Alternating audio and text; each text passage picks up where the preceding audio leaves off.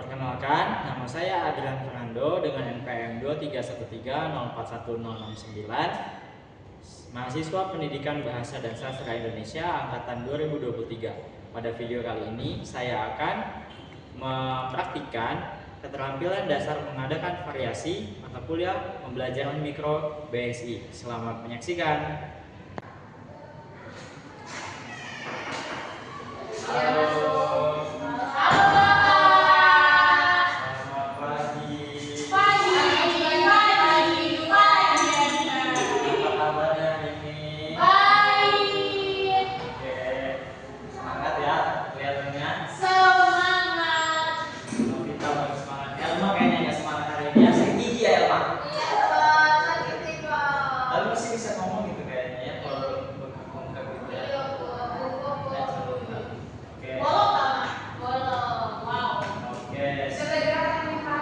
Kita belajar mengenai teks eksposisi. Sebelum kita mulai belajar, kita berdoa dulu supaya pembelajaran kita berkah untuk hari ini.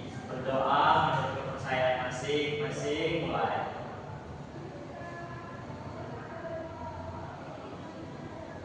Doa selesai. Oke. Sebelum kita mulai, kita absen dulu ya. Nuriana, Novita, Hadir Bapak. Elma, Hadir Bapak.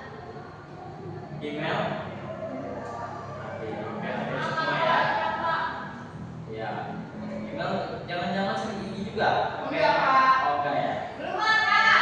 Oh, belum makan. Nanti kita tunggu MBG ya. Jam berapa, Pak? MBG biasanya jam 11 kali ya. Selamat, Pak. Iya, oke.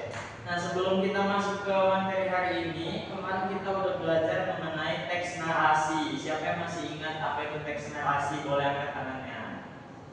Ayo, siapa? Oke, Elma. Elma ini suka banget ya jawab-jawab, walaupun masih sakit gigi, masih semangat ya kayak yang lain. Oke, coba Elma apa? Teks narasi adalah teks yang menceritakan sesuatu, Bapak. Oke, menceritakan sesuatu, kata Elma. Ada lagi pendapat yang lain? Silakan kalian. Itu, Pak, gambaran sebelum adanya dialog, Pak. Oke, gambaran sebelum adanya dialog. Oke, masih pada ingat berarti ya mengenai teks narasi kemarin yang udah kita bahas. Nah, masih pada ingat berarti udah paham dan siap untuk lanjut ke materi selanjutnya. Nah, sebelum itu Bapak izin diri ya. Ya, Ayo. Pak. Ini tanggal berapa? 22. 22 bulan 10 2025. Oke. Nah, hari ini kita belajar tentang teks eksposisi.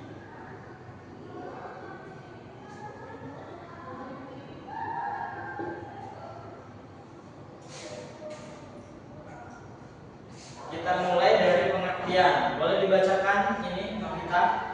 Teks eksposisi adalah jenis teks yang bertujuan untuk menyampaikan informasi, pengetahuan, atau pandangan tentang suatu topik secara jelas, jelas dan objektif. Tujuan utamanya adalah untuk memberikan penjelasan dan mendidik pembaca. Jenis teks ini sangat sering kita jumpai dalam kehidupan sehari-hari, seperti di artikel koran, majalah, berita online, atau jurnal. Oke, terima kasih untuk Novita. Nah, jadi dalam pengertian teks eksposisi ini berarti teks eksposisi ini bertujuannya untuk menyampaikan informasi secara benar adanya atau benar-benar terjadi. Nah, jadi teks eksposisi ini sering kita temukan juga di kehidupan kita sehari-hari, seperti di koran, di berita-berita online. Ada yang kira-kira pernah baca berita atau nonton berita gitu sama bapaknya? Sering? Nah, oke. Sampai malam-malam atau nemenin bapaknya nonton berita? Ya sih, biasanya siang, Pak. Siang ya? Kalau disuruh tidur, Pak, nggak boleh Oh nonton. gitu. Berarti nggak boleh begadang ya? Iya, dimarah, Pak. Apa terus katanya? Oke. Roma Irama juga nggak boleh. Gimana ya Pak Dinas? Oh gitu ya, begadang jangan begadang. Email kedinginan email.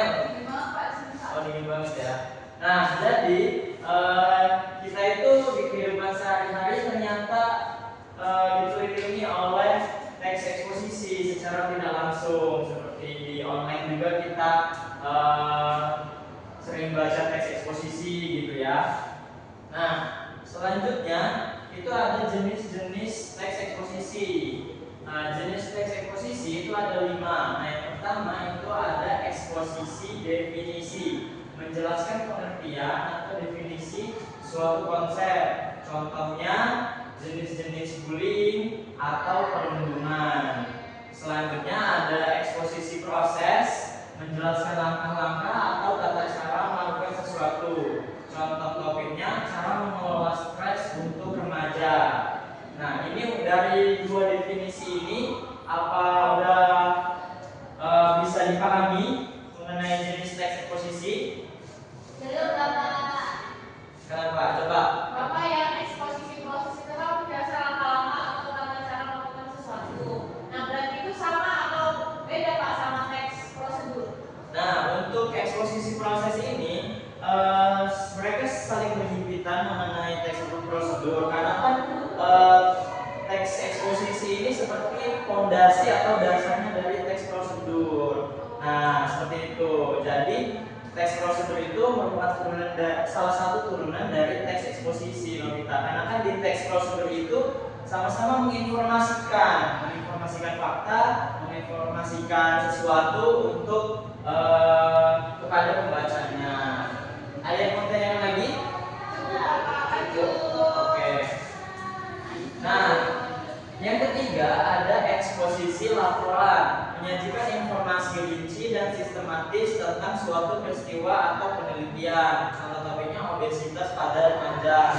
Lalu ada eksposisi perbandingan, yaitu memaparkan persamaan dan perbedaan antara 2 hal atau lebih. Contoh topiknya perbedaan pubertas pada remaja laki-laki dan perempuan.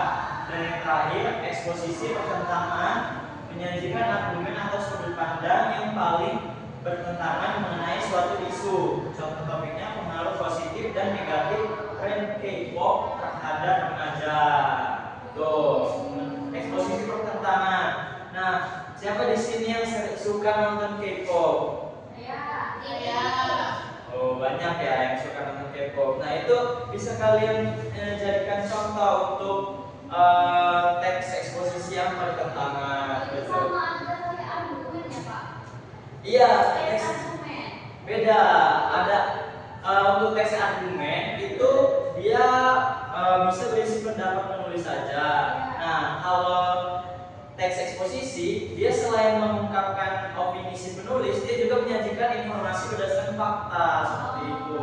Jadi eksposisi juga bisa disandingkan oleh opini si penulisnya biasanya. Nah, untuk hal tersebut bisa kita lihat di nanti strukturnya. Sekarang kita ke ciri-ciri teks eksposisi. Boleh dibaca Triana? Ciri-ciri teks eksposisi yang pertama bersifat informatif, yang kedua gaya bahasa lugas dan baku, yang ketiga menyajikan fakta, dan yang keempat bersifat objektif. Oke, jadi ciri-ciri teks eksposisi itu ada 4 ya.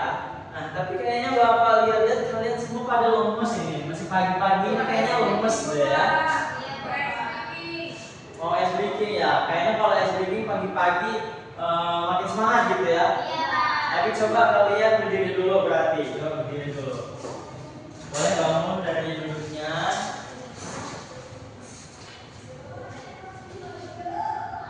Oke, udah. Sekarang ngadep ke kanan. Hadap kanan. Boleh pegang pundak temennya.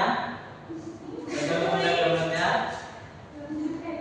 Nah, coba dipijit dulu. Dipijit kan dia enak gitu. Pijitnya yang bener. Biar pegel-pegel badannya teriak.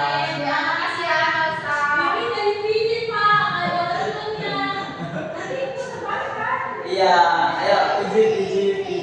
Nanti belum. Kenapa? Request apa?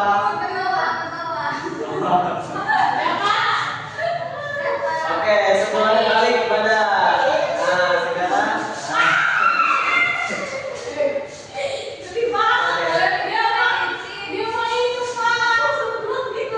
Ayo pijit requestin belum gitu. Oke. Oke. Tuh, malah request boleh. Udah, oke. Kalau udah kita selamat pagi lagi ya. Selamat pagi. Masih ingat kan selamat pagi? Iya, gitu ya. Satu, masih ingat ya? Masih, Bapak. Oke, 1, 2, 3. Selamat pagi.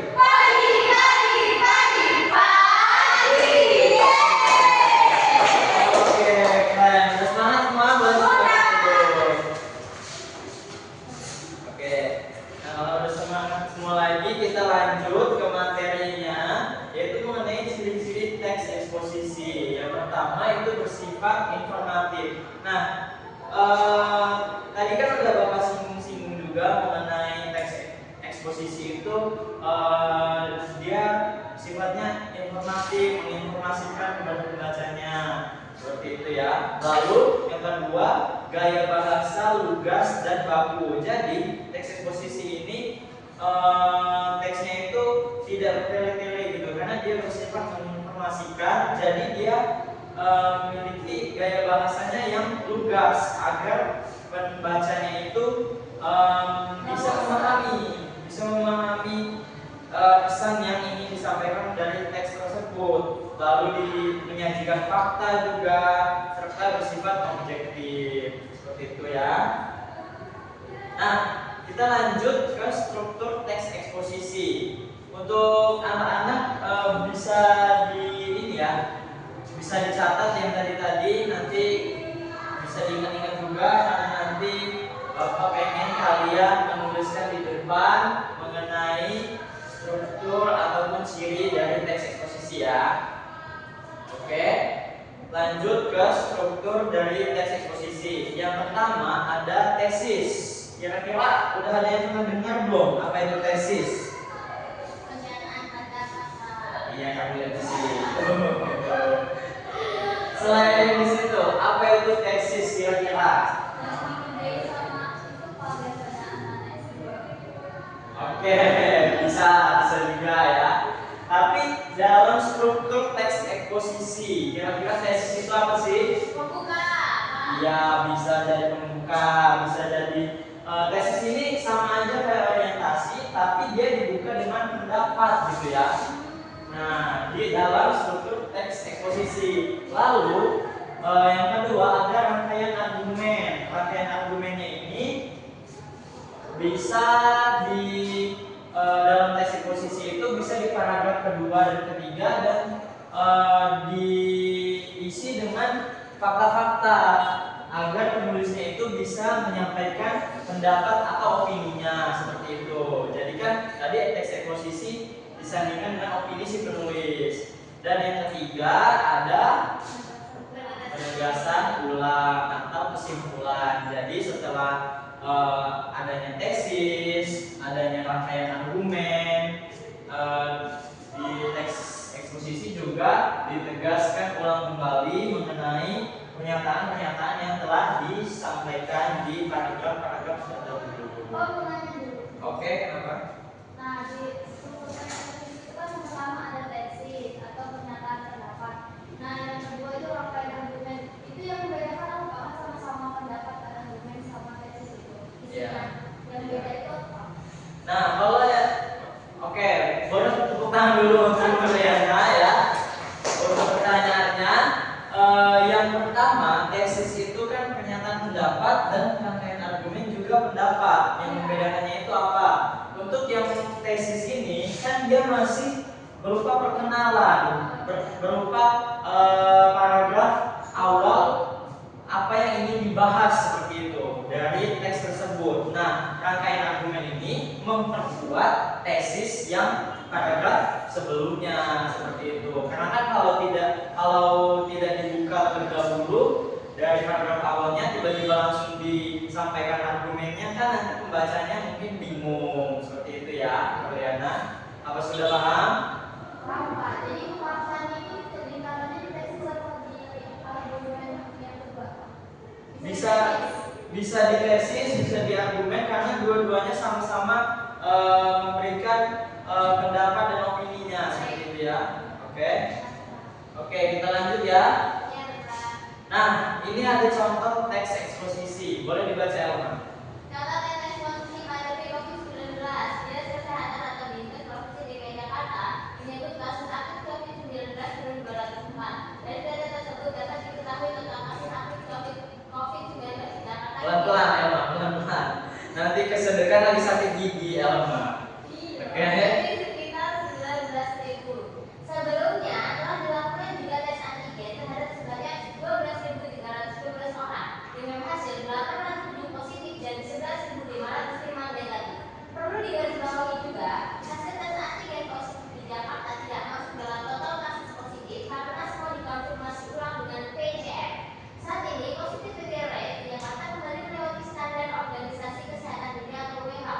Angka tersebut tembus di atas 5%. Pemprov DKI Jakarta mengimbau warga untuk senantiasa memakai masker saat sedang beraktivitas di luar rumah, khususnya di tempat publik. Selain itu, melengkapi vaksinasi COVID-19 dengan booster juga dianjurkan.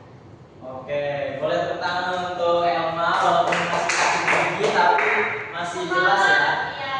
Oke. Nah, kira-kira dari teks eksposisi ini mana yang untuk menyatakan faktanya itu yang mana kira-kira? Itu yang ada Di paragraf yang pertama dulu deh. Kira-kira yang menyatakan bahwa itu fakta itu yang mana? pertama kalimat pertama Dinas Kesehatan. Dinas Kesehatan Provinsi. Oke, jadi ini tesisnya dia bisa menyatakan juga apa? Fakta ya. Nah, untuk paragraf yang kedua, kira-kira ada fakta lagi nggak kira-kira? Itu yang telah Yang sebanyak sebanyak dengan yang hasil hasil 8 positif dan 11.505 negatif. Oke, jadi di paragraf kedua ini kan berarti udah masuk ke rangkaian argumen. Ya. Nah, dia disandingkan juga dengan fakta. Dan yang ketiga penegasan ulang. Kira-kira mana yang mencirikan bahwa itu ditegaskan ulang? Yang angka tersebut tembus di atas 5%. Pemprov DKI Jakarta mengimbau warga senantiasa memakai masker. Itu banyak angka tersebut tembus di atas 5%. Ditegaskan kembali bahwa ternyata ada tembusan 5% terhadap apa yang terjadi di atas. Nah, ya selain itu juga yang di paragraf yang di kalimat terakhir itu selain itu melengkapi vaksinasi COVID-19 dengan booster juga dianjurkan, berarti itu menegaskan kembali mengenai kalau vaksin di COVID-19 ini juga dianjurkan booster juga. Nah, sudah paham ya kira-kira? sudah Bapak. Oke, nah sebelum kita selesai untuk materinya, Bapak pengen kalian menuliskan apa yang kalian ketahui dari materi tadi, dari jenis-jenis dulu.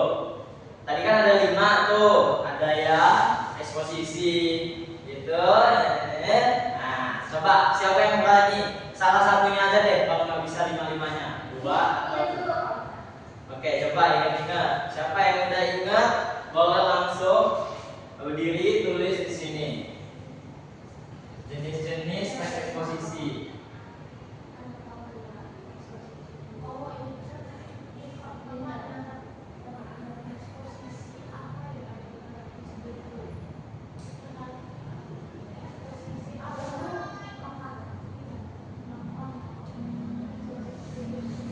Tiga aja deh kalau nggak ada yang ingat. Bapak lupa namanya tapi ingat pengertiannya. Lupa juga. Saya Kak, saya. Oke, Elma. Coba ingat-ingat lagi Novita. Iya Pak. Giginya tuh mikirin sakit. Go. Oh, ya asli. Malah. Bertentangan apa yang di copy-copy tadi? Ya, ingatin K-pop aja sakit gigi ya. Oke, email tanda tangan. Tapi itu tangan Pak. Bisa yang dia perhatian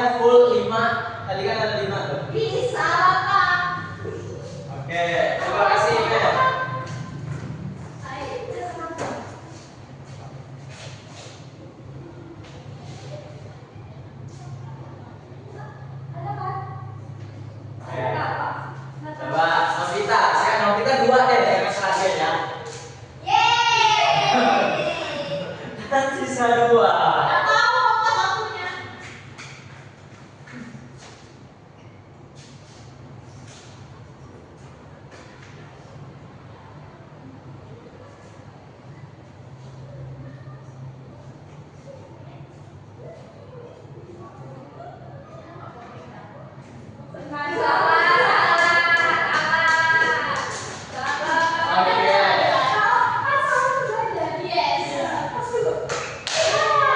Oke, coba kita lihat ya. Kira-kira apa ini? Yang pertama, definisi.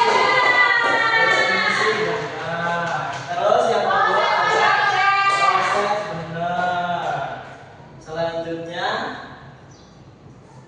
ada laporan. Laporan benar. Terus berita sampelnya nggak apa. Ini cuman yang penting ingat ada B-nya aja gitu ya. Iya, ada Ya kan? B-nya. Yang benar itu adalah Perbandingan. perbandingan. Oke. Ya, dari 5 berarti masih ingat 4, nggak apa-apa lah ya. Berarti ya, berarti masih ada ingat. Nah, coba dari ciri-ciri tadi. Ciri-ciri siapa yang masih ingat? Instruktur tahu ya. Kalau ciri-ciri in bersifat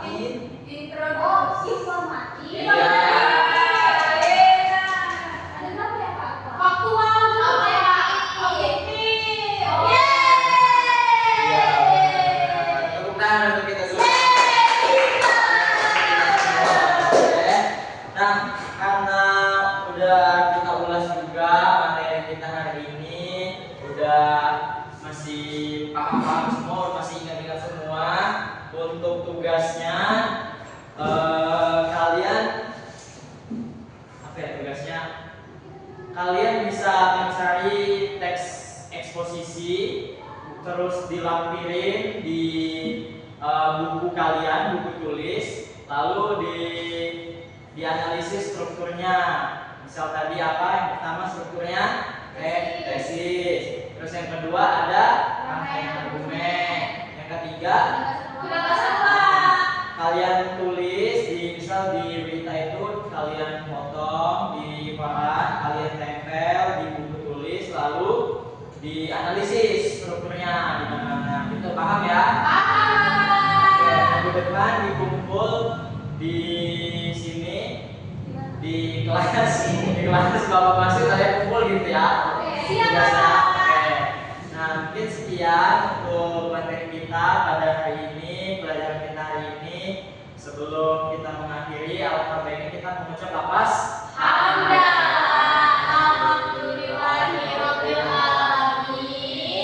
Oke, mungkin Bapak langsung tutup. Bapak akhiri. Wassalamualaikum warahmatullahi wabarakatuh. Waalaikumsalam warahmatullahi wabarakatuh. Terima kasih, Bapak. Sampai jumpa minggu depan ya. Ya, Bapak, hati-hati. Selamat sore semuanya. Perkenalkan saya Emilia Kipsi Sirait dengan angka MPM 2313-041079 selaku observer lisan dari nama calon guru Andrean Fernando dengan angka MPM 2313-041069 yang dilaksanakan pada tanggal 22 Oktober 2025 dengan topik teks eksposisi. Baiklah, dari segi variasi dalam gaya mengajar, penggunaan suara oleh calon guru Andrean Fernando sudah sangat baik dari segi nada, volume, kemudian kecepatan berbicara juga sudah sangat baik. Kemudian dari segi mimik dan gerak, calon guru Andrean Fernando sudah mengadakan perubahan mimik dan gerak tangan dan badan untuk memperjelas penyajiannya. Yang ketiga, dari segi kesenyapan, calon guru Andrean Fernando dengan sengaja memberikan waktu senyap dan hening dalam pembicaraannya. agar peserta didik dapat memahami lebih secara mandiri pembelajaran yang telah disampaikan oleh calon guru Andrian Fernando. Yang keempat, dari segi kontak pandang. Calon guru Andrian Fernando melayangkan kontak pandang dan melakukan kontak pandang dengan siswa dengan baik, tanpa bermaksud untuk mengintimidasi maupun dan lain sebagainya. Yang berikutnya adalah perubahan posisi. Calon guru Andrian Fernando bergerak dalam kelas untuk maksud yang berbeda-beda. Berikutnya, memusatkan. Calon guru Andrian Fernando memberikan tekanan pada butir-butir yang penting dalam penyajiannya dengan menggunakan bahasa lisan, seperti dengan baik-baik, perhatikan ini, dan isyarat lainnya. Dari segi variasi penggunaan media dan alat bantu pengajaran, calon guru Andrian Fernando dalam variasi visual sudah menggunakan alat bantu yang dapat dilihat seperti dituliskan dalam papan tulis atau menunjukkan dalam bentuk gambar melalui PowerPoint. Variasi aural.